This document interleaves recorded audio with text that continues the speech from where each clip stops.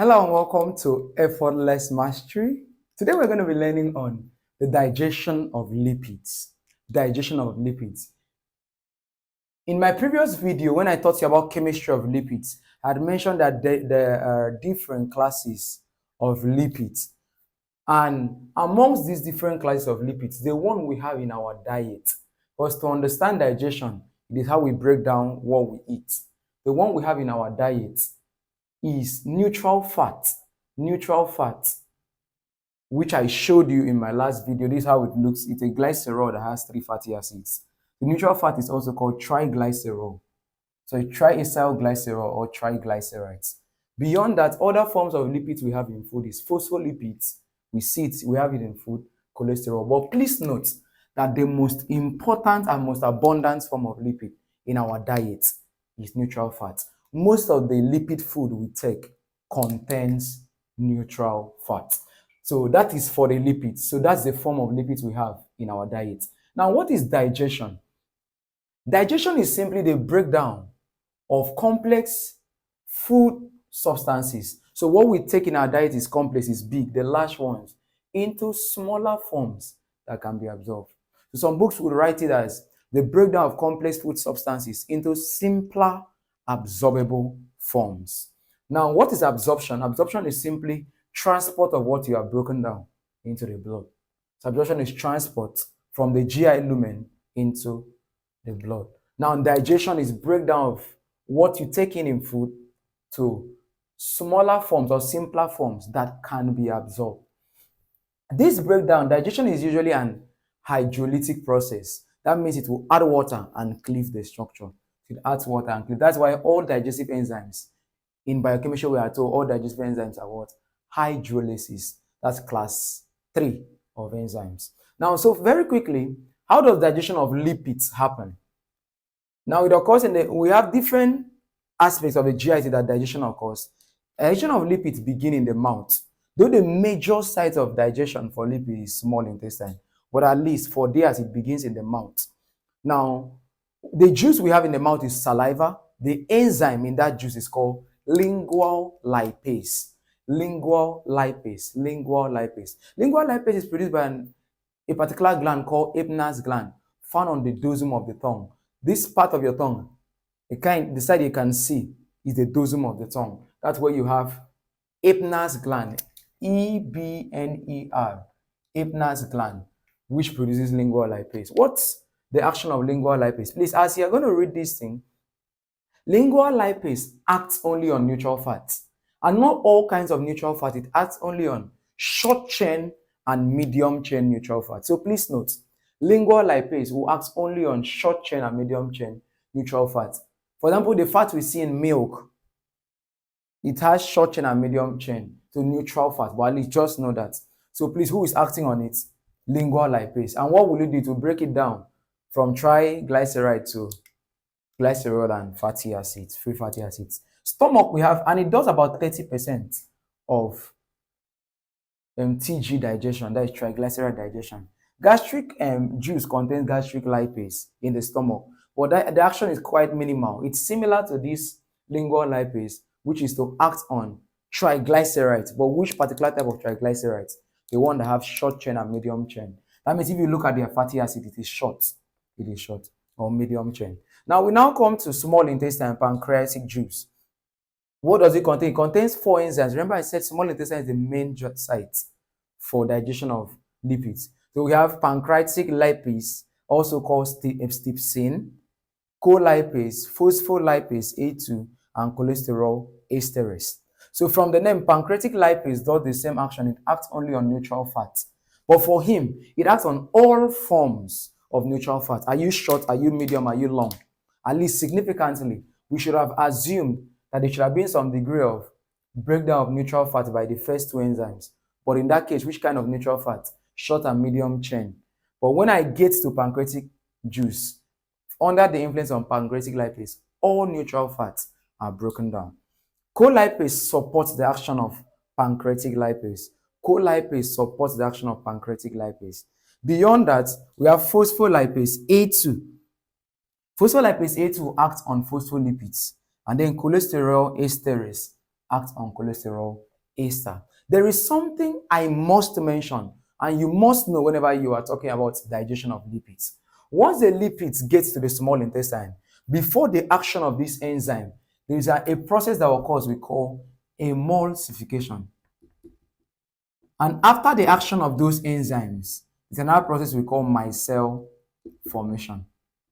So before anything happens, once the lipids get to the small intestine, emulsification will occur. What's emulsification? Emulsification is just the breakdown of the complex lipid into small lipid droplets. So the lipid chunk that comes, I know there is some level of digestion, like we said, but that chunk that gets to the small intestine, it is broken down into small droplets, and that is called emulsification. What does emulsification help us to achieve? Two primary things.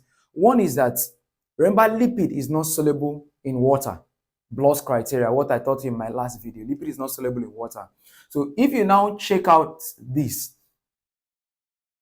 when I am eating and I have to digest my food, we established that all digestive enzymes are what? Hydrolysis. They use water to cleave. So what this guy does is, number one, by breaking them down into smaller particles, it is easy for the enzymes to act on them. Number two, there is also increased surface area. Those are the two things. So it will decrease the surface tension between oil and water, and then it will increase surface area to allow action of enzymes. The enzymes will act. What are the enzymes? Pancreatic lipase, colipase, phospholipase, A2, and this. Now, pancreatic lipase, I will have to explain how it acts. When it picks up the triglyceride, pancreatic lipase can only break the fatty acid at the ends. So that's why I label them as alpha, beta, alpha. You can label from a alpha, beta, gamma, alpha, beta, gamma. So since it can come from both sides, we call it alpha, beta, alpha. Now, when this pancreatic lipase acts and break this bond, it will bring out the free fatty acid. What is left is called, instead of triglycerides, you're now calling it diglyceride, because it has two fatty acids on a glycerol base, or diacylglycerol. Now, when you now use the same enzyme, pancreatic lipase again, remember it breaks at the ends. After breaking from here the first time, second time it will breaking from this other end. So that will now be having the fatty acid on the second carbon. So it is called beta, because it is on the second one, beta monoglycerides. Now, there's an enzyme that comes into action, and it's called isomerase. What is the function of isomerase?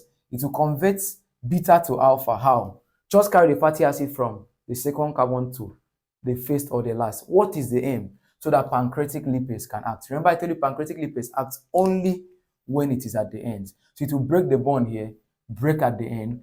So you have this. This one has to change to something that is at the end for him to break and bring out. So the end products will be fatty acids and glycerol. But this is the thing. Sometimes, especially for a classical person, while we are digesting food, we don't have the time to wait for isomerase to work. So you realize that end products can be this beta monoglycerides. It can be alpha monoglycerides. It can be free fatty acid. It can be glycerol. It can be free fatty acids. It can be glycerol. So, but the major component we always have come out is beta monoglycerides, which will be about 72%. Beta monoglycerides about 72%. Glycerol about 22%. That's when you are done with all of the digestion.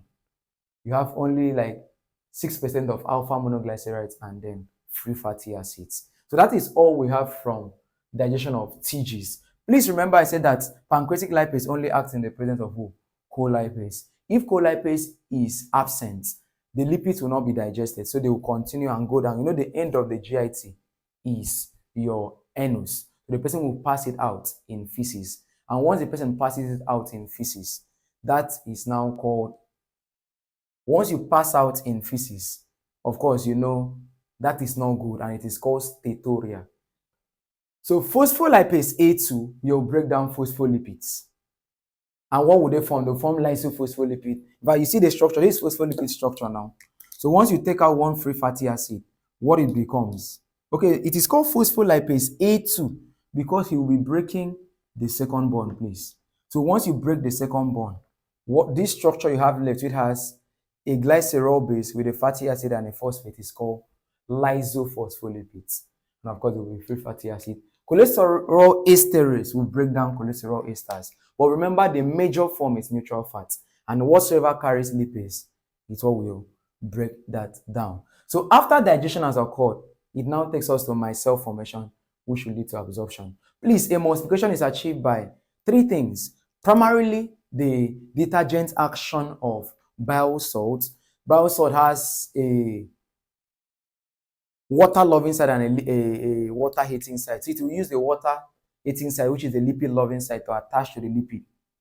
Then when water is flowing, this other side will now follow the water. So it gives the same action that detergents do to your clothes.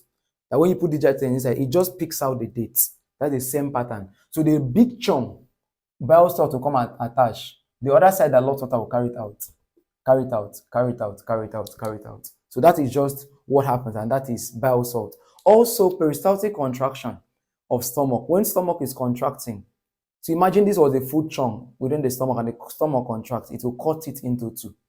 So that helps to also do emulsification. Then phospholipids too, which are amphipathic in nature, also help with emulsification. So three things. So that is just that for that. So in summary, the digestion of lipids is when you break down lipids into forms that can be absorbed. These are the forms of lipids we have in our diet, primarily neutral fat. And then in a different part of the GIT, there are enzymes for lipid digestion. Lingual lipase is only interested in neutral fats, short and medium chain. Gastric lipase does the same action. But when you get to pancreatic lipase, you digest all forms of neutral fats.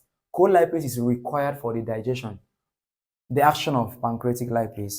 Phospholipase A2 is for phospholipids. Cholesterol esterase is for cholesterol esters. Before digestion in small intestine occurs, there must be emulsification. And after digestion by the enzyme, there is something we call micelle formation. I'll teach you about it when I teach you absorption. Then remember that pancreatic lipase acts only at the terminals. That's why after breaking here, it had to wait for isomerase to change it before it breaks again. Thank you so much for joining us. I do believe that you understand this topic as easy as it is. There is nothing hard about it. Do well to comment, like this video, subscribe to this YouTube channel if you are yet to. If you have a question, please, you can ask it in the comment section. You have topics you want us to do, you can mention it there. Till next time, thank you so much for joining us, and God bless you.